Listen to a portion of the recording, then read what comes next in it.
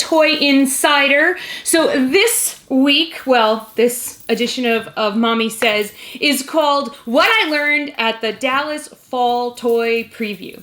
So each year in the fall, the Toy Industry Association does a fall toy preview. Now, these are not toys that are coming out this fall. These are toys that are getting ready to come out next fall. So already, toy makers they've got prototypes, they've got packaging, they've got, okay, this is what we're going to have for you next fall and for next holiday season.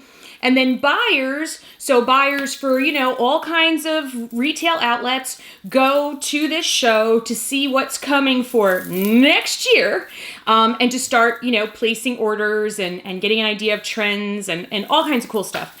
So it's not really a press event, and I was really excited and honored that they let me go down. And I had the amazing experience, the kind of once in a lifetime experience of being able to be part of the unveiling of the new Teddy Ruxpin, which was just an amazing experience. And thank you to Wicked Cool Toys for including me in on that reveal, because that was so wicked cool. So it was amazing, and I will put a link down in the description below to that video.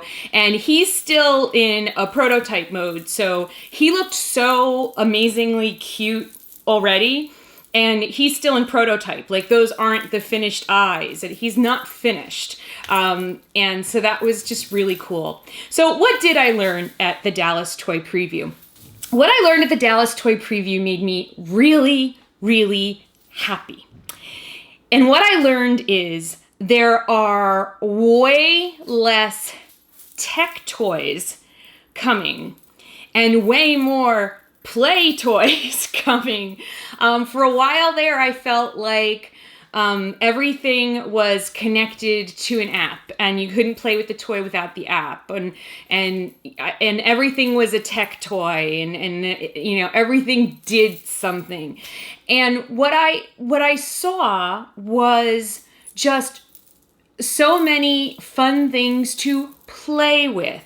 I learned that the trend actually is moving towards moving our kids away from screens, which is a bummer because I'm a YouTuber.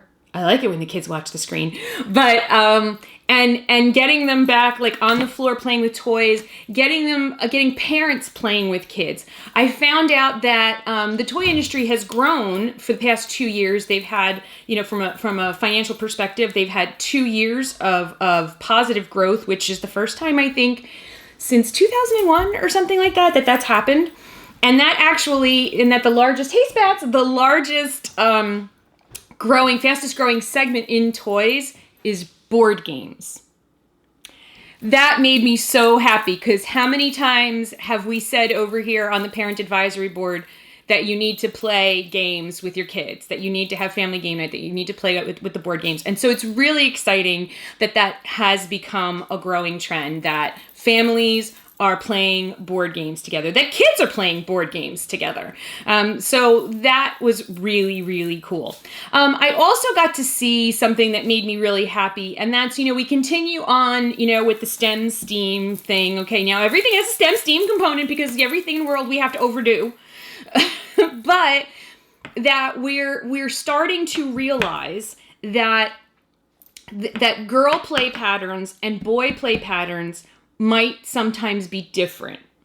So I know we all want gender neutrality, but at the same time, just like in business and in life, we also need to acknowledge that males and females are different from each other, and that oftentimes male-female play patterns are different. And so for a while with the STEM STEAM stuff, the idea has been, let's take traditional boy toys, like building toys, let's make them pink and purple and pretty colors and put a little girl doll on them and call it, a STEM toy that girls will like. Well, the truth of the matter is that girls who liked to play with Legos were already playing with Legos. Okay, making them pink and purple didn't make the girls like the Legos. Okay, they were already doing that. And girls who didn't like Legos and building toys, just because you made them pink and purple, they don't want to play with them because they don't like building toys. Like, I am not a Lego person. I didn't really play with them too much. I played with them a little bit as a little kid, like most people did, but I wasn't like totally into it, you know? Gracie's never been totally into Legos, but very into dolls. I was very into dolls. And we gave her all kinds of stuff. I mean, she had all of, tech toys, building blocks, Legos, she had everything to choose from, and her choices were dolls.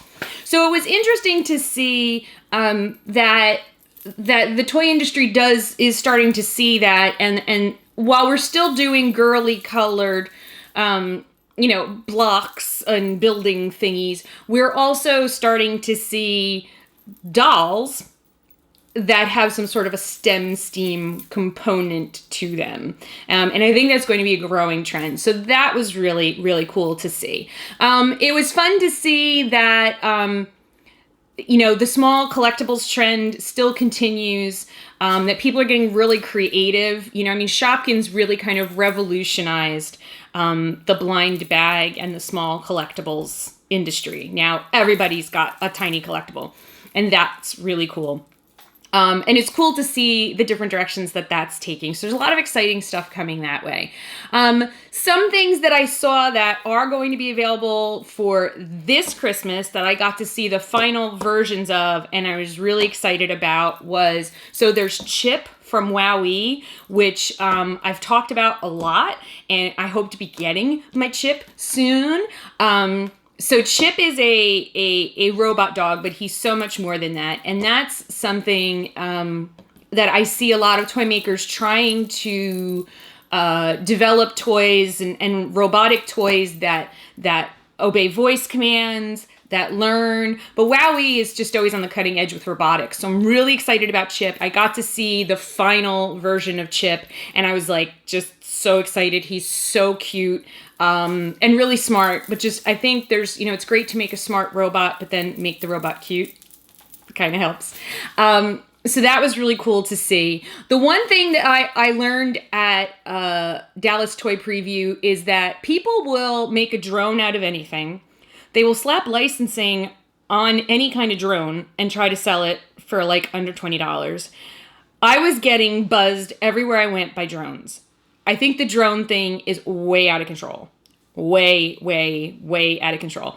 I also learned that everybody wants to slap PJ Masks on everything from lip gloss to batteries to tissues. It's just insane. Like the licensing side of things, and like PJ Masks is the hot thing. And like everywhere I turned around, I was looking at the PJ Masks guys on some other strange, like the batteries was kind of weird, like licensed batteries, like PJ Masks batteries, Minions batteries. And I'm like, who cares? You put them inside the toy. Who cares?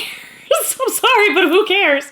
I also learned how long people who are in the toy industry work on developing toys, and how much research goes into the development of, like, for instance, a new doll line. I got to sit in on a pitch meeting for a new doll line that is looking for a manufacturer, a partner, a company to partner with them in developing this doll line. And that was like just really cool to see, to hear the origin of the design of the dolls and what the thought process was, and learning that just from that point to, that pitch meeting was 3 years from the original conception of the idea to actually now sitting down in front of manufacturers was 3 years. That was really cool. So I learned a lot at Dallas Toy Preview, but the most exciting takeaways for me were just seeing, getting back to real toys. Toys that you play with. You don't have to connect them to anything. You just sit down and play with them. And very excited about the growth in board games. And I cannot stress enough how much fun it is. And I have to admit that as a family this year, we have been horrible. We have not been doing family game night, and I'm the one that preaches it.